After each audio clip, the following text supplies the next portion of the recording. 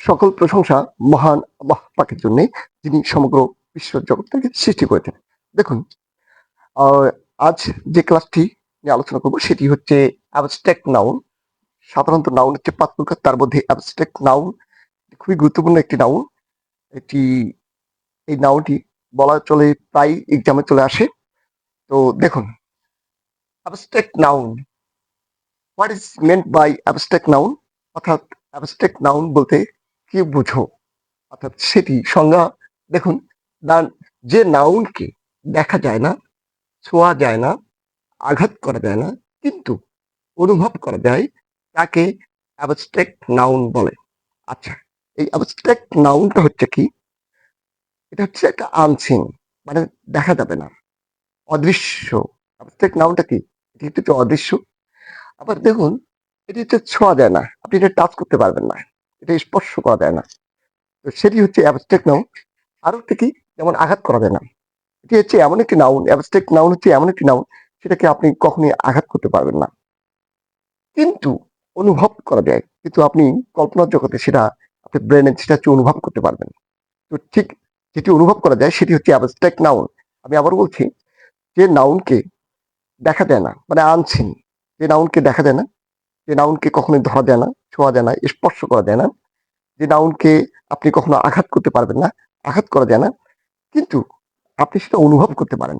ঠিক অনুভব করা যেটি করা যায় সেটি হচ্ছে অ্যাবস্ট্রাক্ট নাউন। আচ্ছা, এক্সাম্পল দেখছি, দেখুন, লাভ।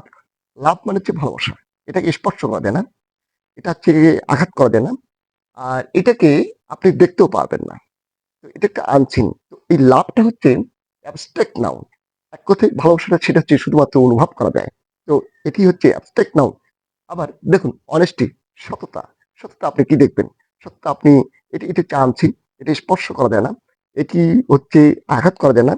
আবার বলছি, এই সততা হচ্ছে, এটা হচ্ছে আপনি অনুভব করতে পারেন। তো সেটি হচ্ছে অ্যাবস্ট্রাক্ট নাউন। যেমন কাইন্ডনেস, মানে দয়া, এটিও আঘাত করতে পারবেন না, স্পর্শ করতে পারবেন না, ধরতে পারবেন না। তো এটি দেখা যায় না, সেটি হচ্ছে অ্যাবস্ট্রাক্ট নাউন।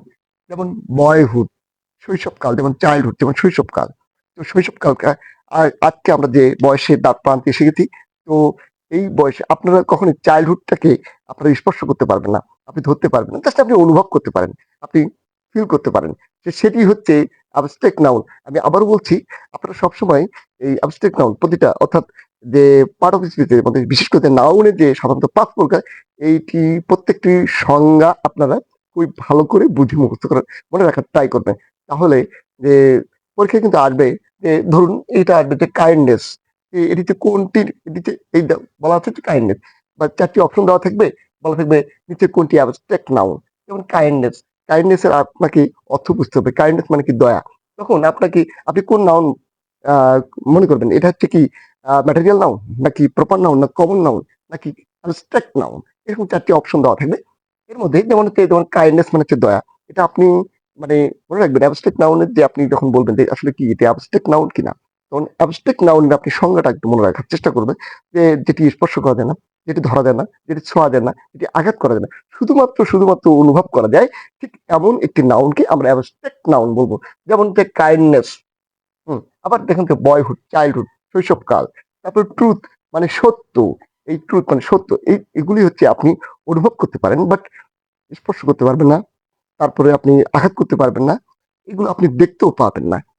শুধুমাত্র, আবার বলছি, অ্যাবস্ট্রাক্ট, অ্যাবস্ট্রাক্ট নাউন মানে যে নাউনকে আপনি অনুভব করতে পারেন, অনুভব করতে পারেন, ঠিক সেটি হচ্ছে অ্যাবস্ট্রাক্ট নাউন।